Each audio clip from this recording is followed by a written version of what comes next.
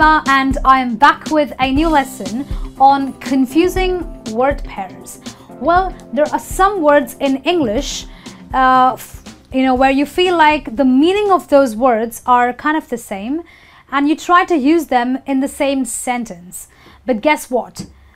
These words are quite confusing because their meanings are quite different, though they may sound quite similar while saying it. Okay, so what are they?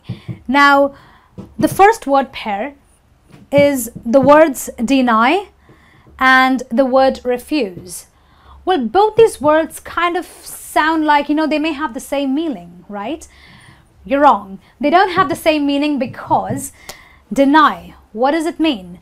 Deny basically means to say that something isn't true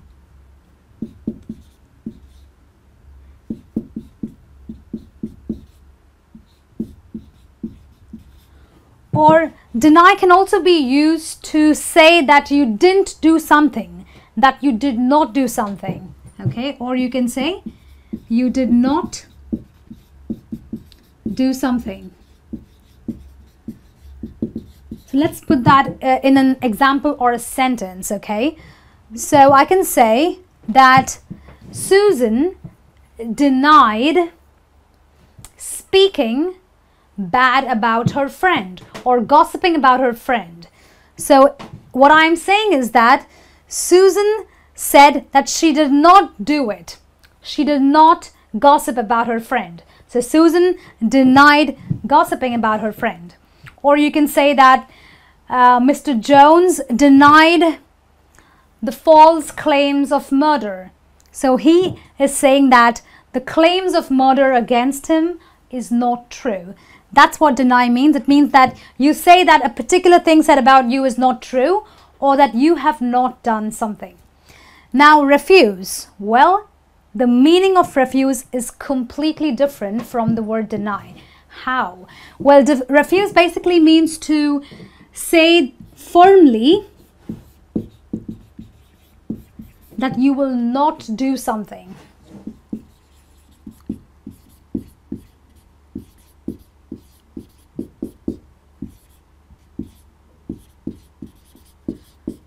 So in other words, it is basically a firm no when I say no. So I can say that the little boy refused to eat his dinner. He firmly said that he will not do it. He will not eat it. I can say that Mr. Joshi was fired because he refused to obey his boss. He refused to do what he was asked to do. Okay, so you can see that both these words are quite confusing, but with very, very different meanings. Yeah. Okay, the next one is staff and employees.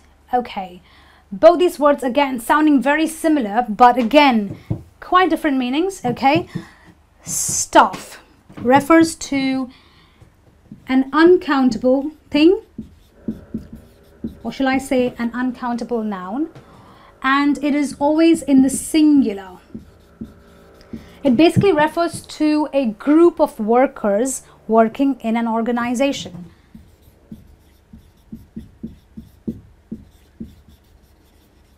So it's a group of workers, but that group is in a singular because we are taking it as one whole group. So there may be a group of 100 workers, but that's one group. It is singular and uncountable. On the other hand, an employee or an employees are also people who work in an organization, but we are referring to the plural and a countable noun. And when I talk about employees, I'm talking about individual employees,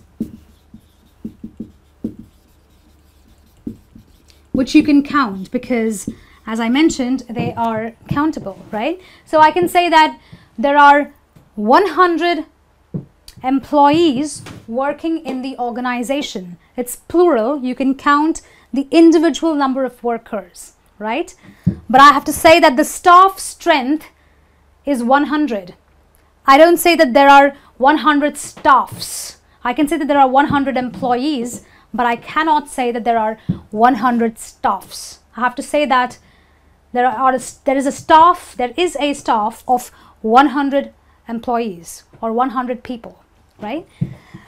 The next one is interfere versus the confusing pair, which is intervene. Oh my God, both of them sound so similar and kind of feel like they're similar in meaning, but no. Interfere basically is a negative word to say that something is coming in between, or a negative thing to denote that something is in between and you don't want it to come in between, okay? Intervene also means that something is coming in between, but this has a more positive vibe to it, okay? Let's see how, okay?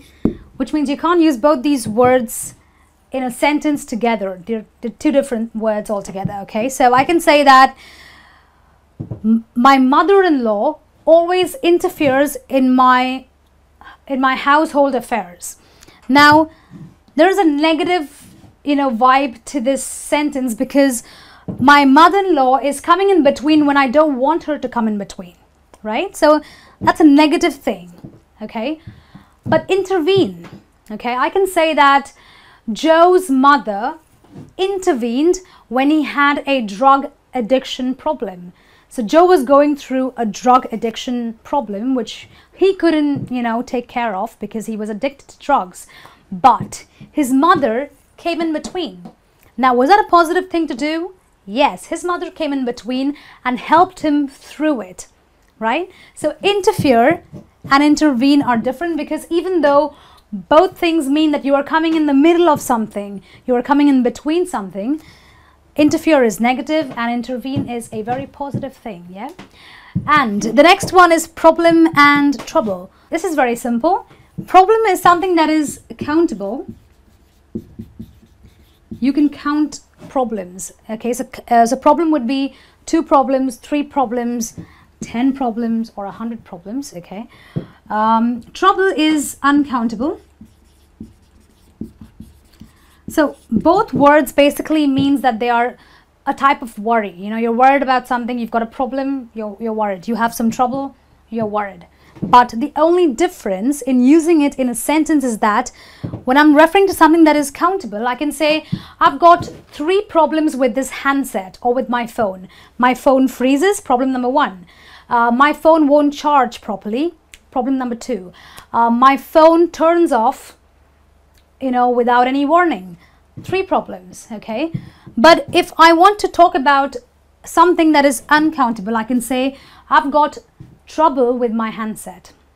I've got 3 problems with my handset and I've got trouble with my handset because problem is countable. You can count them.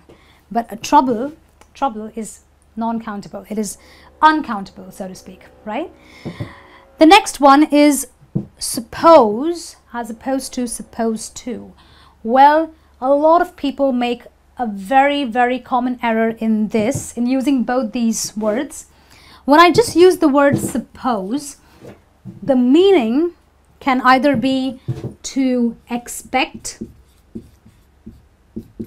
or think or believe, or shall I say to imagine. Wow, this word has got 4 different meanings, okay? So I can say, I suppose Mary will not answer the phone this late at night, which means I'm saying, I expect that she will not answer her phone. I think that she will not answer her phone. I believe that she will not answer her phone. Or I imagine that she will not answer her phone. But when I say supposed to, what does that mean?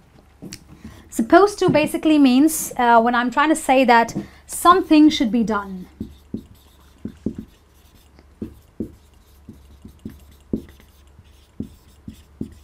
So I can tell my friend, you are supposed to study at least 2 months before your examinations if you want to, get an A. So he's supposed to do it. So something, which is studying in this case, should be done. I can say you are supposed to drive slowly if you want to avoid getting into an accident. Supposed to, meaning something should be done. It is something that you just have to do, right? So that's the difference between suppose and supposed to. Now, the next and the last pair, I won't confuse you anymore, is change and to switch. Okay, again, quite similar sounding, but no, you can't use them together in one sentence, okay? So change basically means to become different, okay? Become different.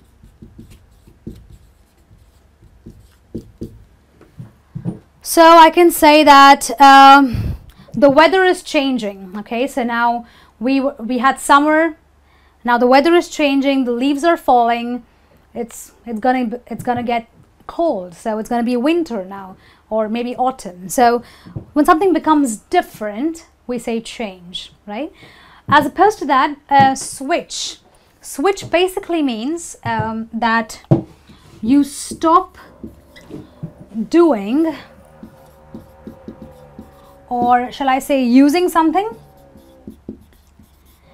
and then you start doing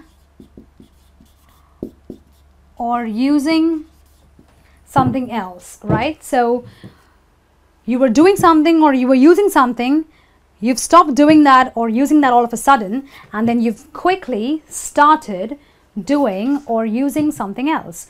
So I can say something like, I switched from using an Android phone to an iPhone, which means I may have been using an Android phone for 6 months and then I didn't like it, so I switched over to an iPhone, okay?